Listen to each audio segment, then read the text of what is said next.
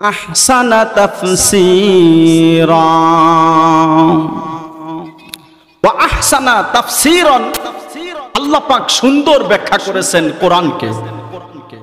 কোরআনুল কারীমকে হাদিস দিয়েও ব্যাখ্যা করা যায়, কোরআনুল কারীমকে আয়াত দিয়েও ব্যাখ্যা করা যায়। তো কোরআনুল কারীমকে ব্যাখ্যা করেছেন কে?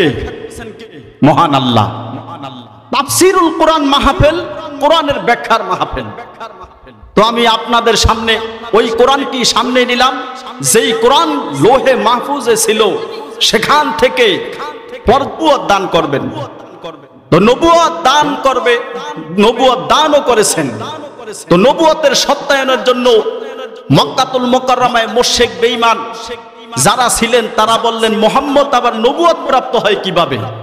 তার নবুয়তের সত্যায়ন কিভাবে বের করা যায়?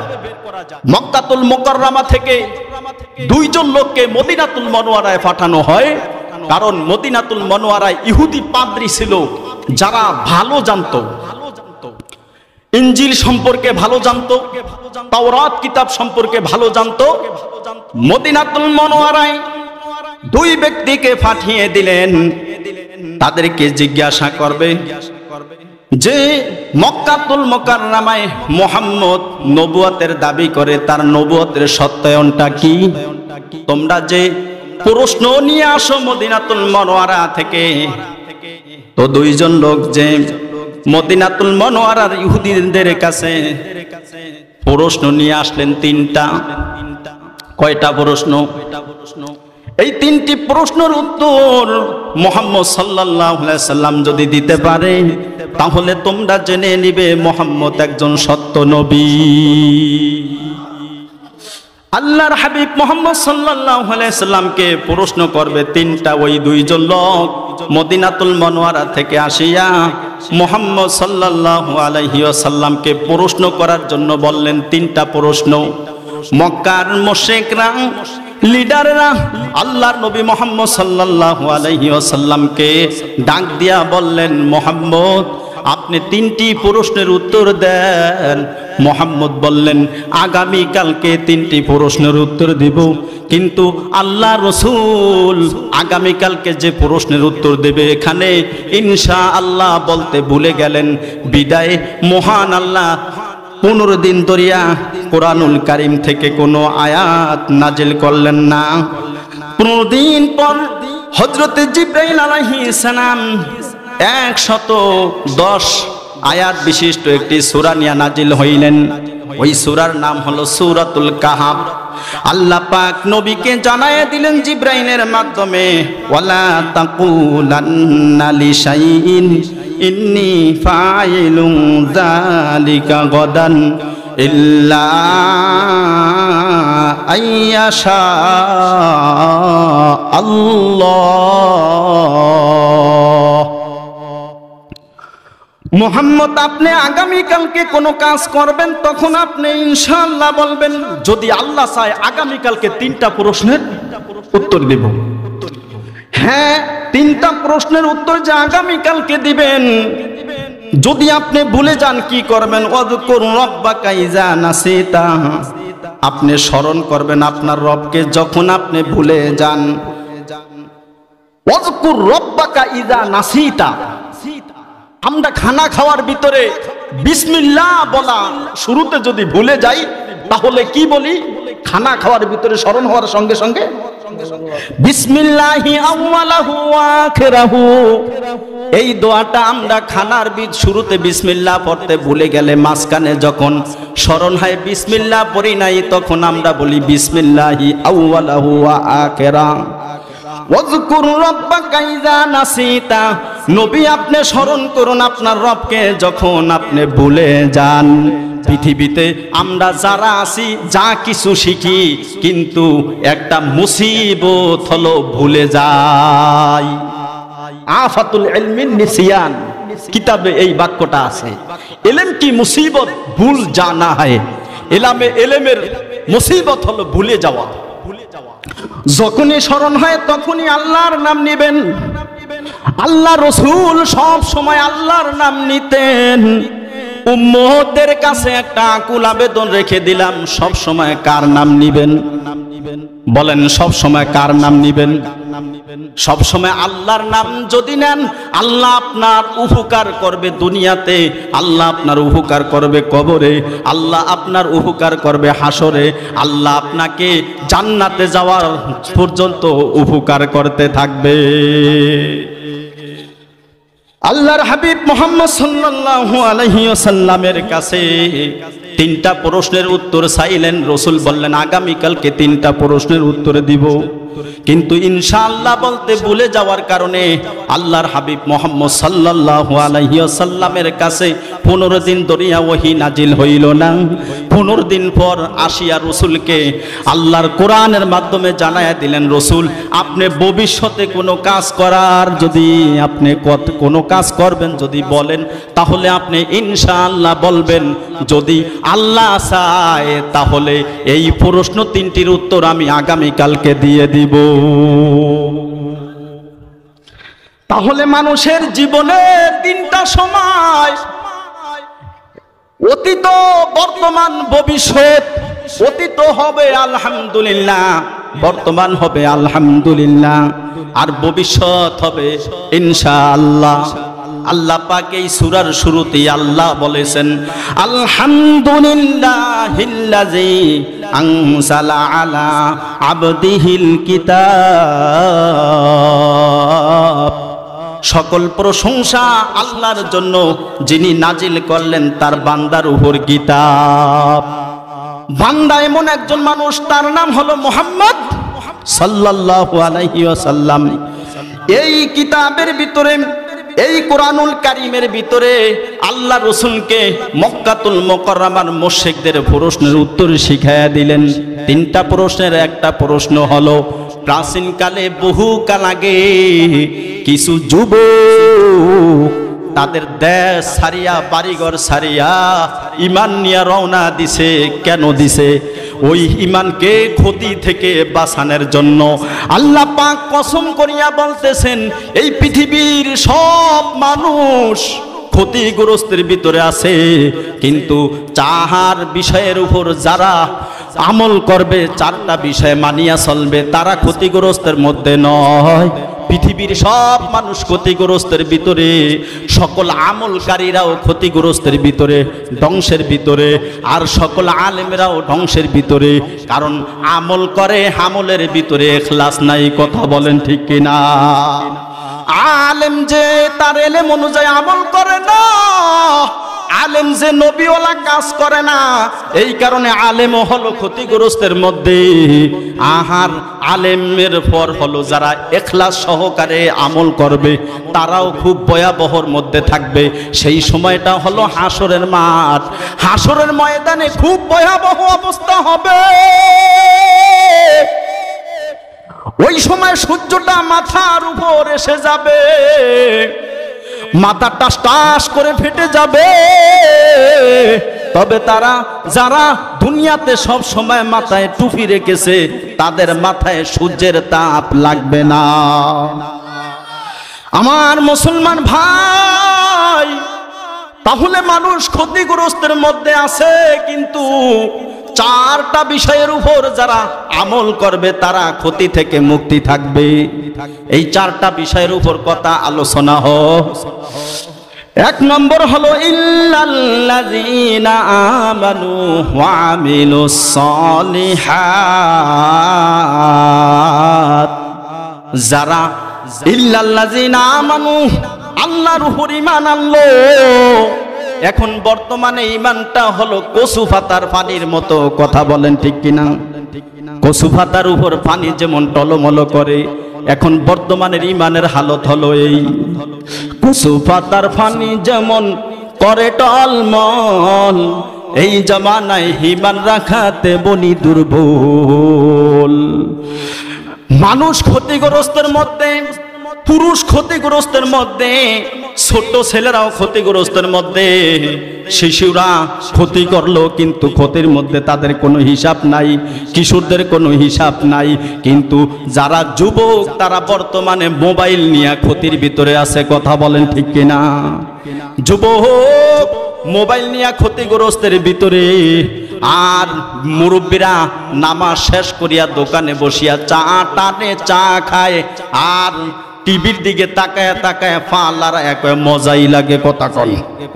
মুরব্বীরাও ক্ষতিগ্রস্তের মধ্যে আছে, দোকানে বসিয়া চা খায় আর টিভির দিকে তাকায়, কিন্তু জান্নাতি মানুষেরা টিভির দিকে তাকায় না, সব সময় আবার মাওলার খেয়ালে থাকে।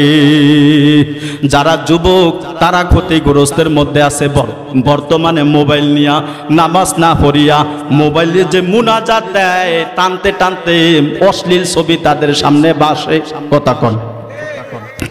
মা বোনেরাও ক্ষতিগ্রস্তের মধ্যে আছে, গীবাত করে মহিলারা, কয়েকজন এক জায়গায় বসলে মহিলারা মাথায় হেজাব না দিয়া ক্ষতিগ্রস্তের মধ্যে, মহিলারা স্বামীর খেদমত না করিয়া ক্ষতিগ্রস্তের মধ্যে। তবে একটা মেয়েকে যদি মাদ্রাসায় পড়ায় তাহলে তার ভিতরে 4টা গুণ অর্জন হয়। একটা মেয়ে যদি মাদ্রাসায় পড়ে তাহলে সে হেজাব মাথায় দিয়া মাদ্রাসায় আসবে কথা কন। একটা মেয়েকে যদি মাদ্রাসায় পড়ায় তাহলে সে কোরআন শিখিয়া ঠিক মতো 5 ওয়াক্ত নামাজ পড়বে। একটা মেয়েকে যদি মাদ্রাসায় পড়ায় তাহলে সে কোরআন শিখিয়া স্বামীর খেদমত শিখবে। একটা মেয়েকে যদি মাদ্রাসায় পড়ায় তাহলে ওই মেয়েটা কোরআন শিক্ষার কারণে ওই মেয়েটা পর্দা করবে, বলাও লাগবে না, কথা বলেন ঠিক কিনা।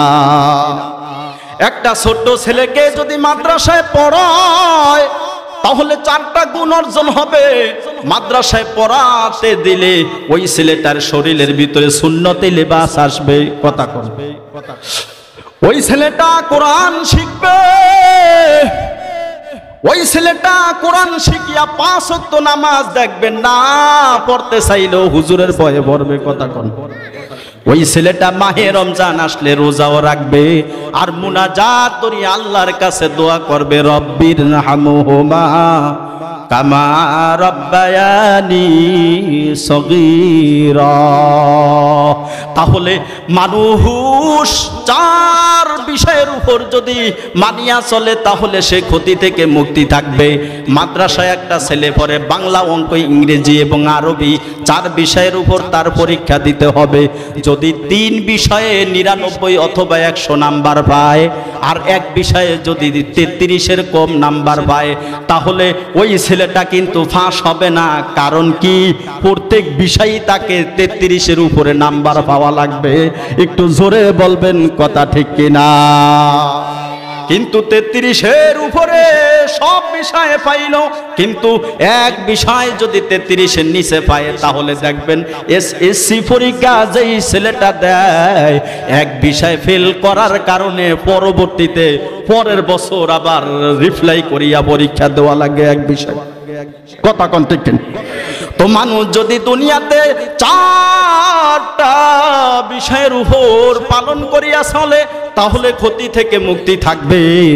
একদল করিয়া ক্ষতিগ্রস্তের মধ্যে, আর একদল মানুষ সুদ নিয়া ক্ষতিগ্রস্তের মধ্যে, আর একদল মানুষ নামাজ না পড়িয়া ক্ষতিগ্রস্তের মধ্যে কথা কন ঠিক কিনা।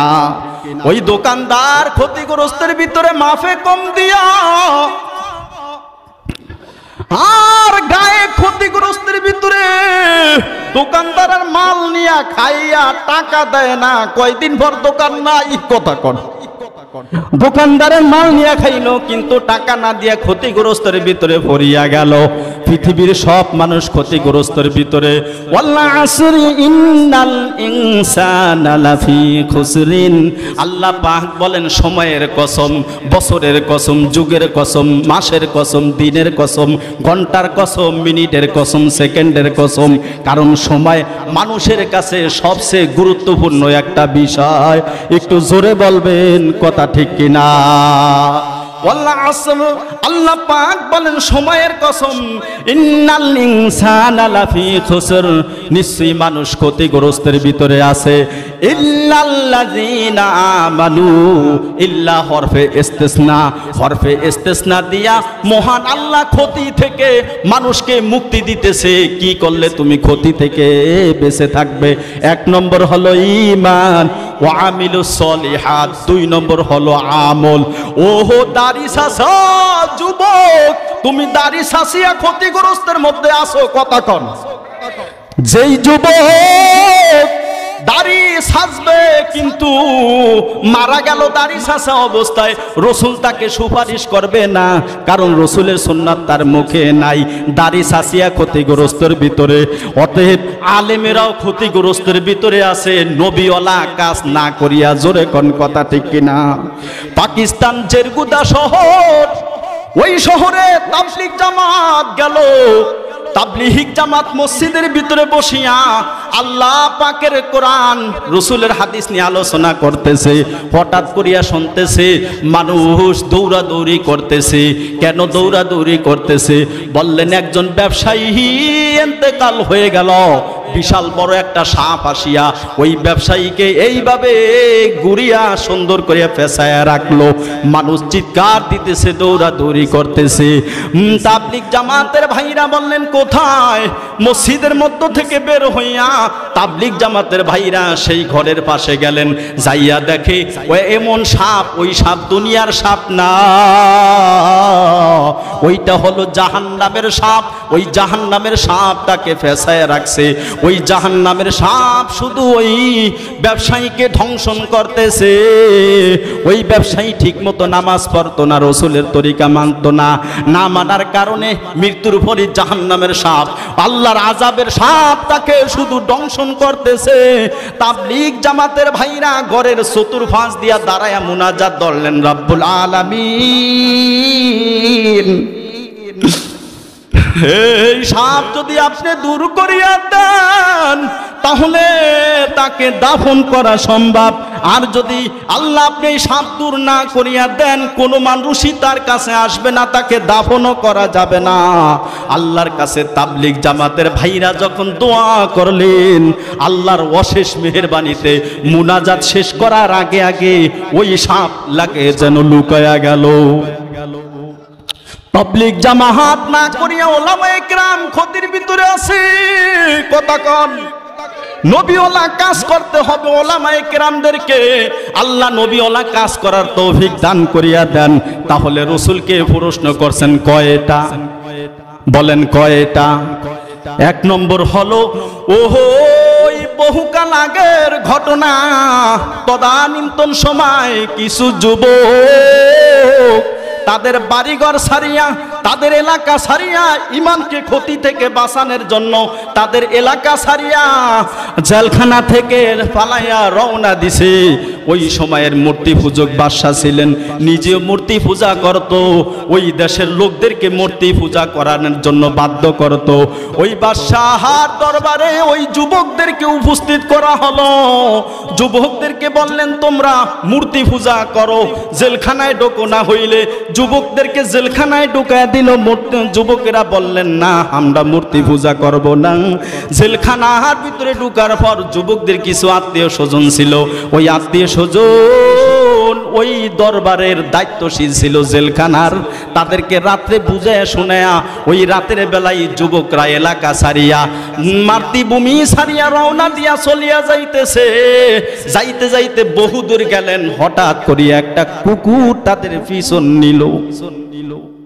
যুবকেরা চিন্তা করলো এই কুকুর যদি আমাদের পাশে থাকে, পাশ দিয়া যাওয়ার পথে অন্য বাড়ির একটা কুকুর দেখলে ডাক দিবে কিনা, কথা কুকুর কিন্তু কুকুরে দেখলে ডাক দেয়, কিন্তু ওই যুবকেরা যত চেষ্টা করে কুকুরকে সরাই দিতে, কিন্তু যুবকদের থেকে সরে না। আল্লাহর কি হুকুম, কুকুরের মুখ থেকে, জবান থেকে মহান আল্লাহ কথা বাইর করিয়া দিল। কুকুর ডাক দিয়া বলল, যুবক তোমরা ইমানকে ক্ষতি থেকে বাঁচানোর জন্য মূর্তি পূজা করাইতে চাইছে, তোমরা মূর্তি পূজা করো নাই, আল্লাহর সঙ্গে শরীক করো নাই। ইমান নিয়া যখন তোমরা রওনা দিছো, এমন জায়গায় যাইবা যেখানে যাওয়ার পর তোমাদেরকে পাহারাদারি দেওয়া লাগবে, আমি তোমাদের পাহারাদারি হিসাবে থাকবো। ওই যুবকদের সঙ্গে কুকুরটা গেল। কিছু দূর যাওয়ার পর ওই যুবকেরা একটা গুহার ভিতরে ঢুকিয়া গেল। ঢুকিয়া যাওয়ার পর কুকুরটা সামনে 2টা পা দিয়া যুবকদেরকে পাহারাদারি দিতেছিল। লিল্লাহে তাকবীর। যারা আল্লাহর ওলি তারা কবরের ভিতরে যাওয়ার পর ফাআফরিশুহু মিনাল জান্নাহ ওয়া আলবিসুহু মিনাল জান্নাহ ওয়াফতাহু লাহু বাবান ইলাল জান্নাহ। তাদের কবরের ভিতরে 3 প্রশ্নের উত্তর পাওয়ার পর কবরের ভিতরে তাদেরকে জান্নাতের বিছনা বিছায়া দেওয়া হবে, কবরের ভিতরে তাদেরকে জান্নাতের পোশাক পরায় দেওয়া হবে, আর জান্নাতের সঙ্গে ওই ইমানদারের কবরের সঙ্গে দরজা খুলে দেওয়া হবে। জান্নাত ও দোজখ সে ইয়া রব क्या करो, आरज़ू है मैं तुझसे देखा करो। ওই ইমানদার ওই গুহার ভিতরে ঢুকিয়া গেলেন। ইদ আওয়াল ফিতিয়াতু ইলাল কাহফি ফাকালু রব্বানা আতিনা মিন লাদুনকা রাহমা। যুবকেরা গুহার ভিতরে আশ্রয় গ্রহণ করিয়া ডাক দিয়া বলতেছে, রব্বানা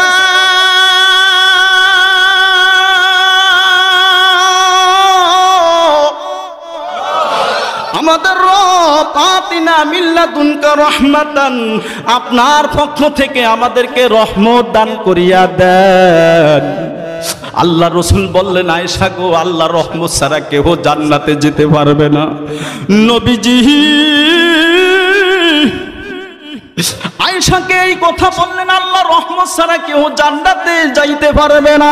লাইয়ুনাজি আহাদুকুম, তোমাদের কেউ জান্নাতে যেতে পারবে না ইল্লা আয়াতাগাম্মাদানি আল্লাহু তাআলা বিরহমাতিহি, যতক্ষণ আল্লাহর রহমত তাকে ডেকে না নিবে। হযরত আয়েশা বললেন, নবীজি আপনি কি আল্লাহর রহমত ছাড়া জান্নাতে যেতে পারবেন? রাসূল কপালে হাতটা রাখিয়া বললেন, আয়েশা শোনো, আমি মুহাম্মদ আল্লাহর রহমত ছাড়া, দয়া মায়া ছাড়া জান্নাতে যেতে পারবো না। বলেন, আল্লাহর দয়া ছাড়া কেউ জান্নাতে যেতে পারবেন? আল্লাহর দয়া মায়া পাওয়ার জন্য এই তাফসীর মাহফিলে আসেন যুবক ও মুরব্বি বাবা। আফা হাসিবতুম আন্নামা খালাকনাকুম আবাসা ওয়া আন্নাকুম ইলাইনা লা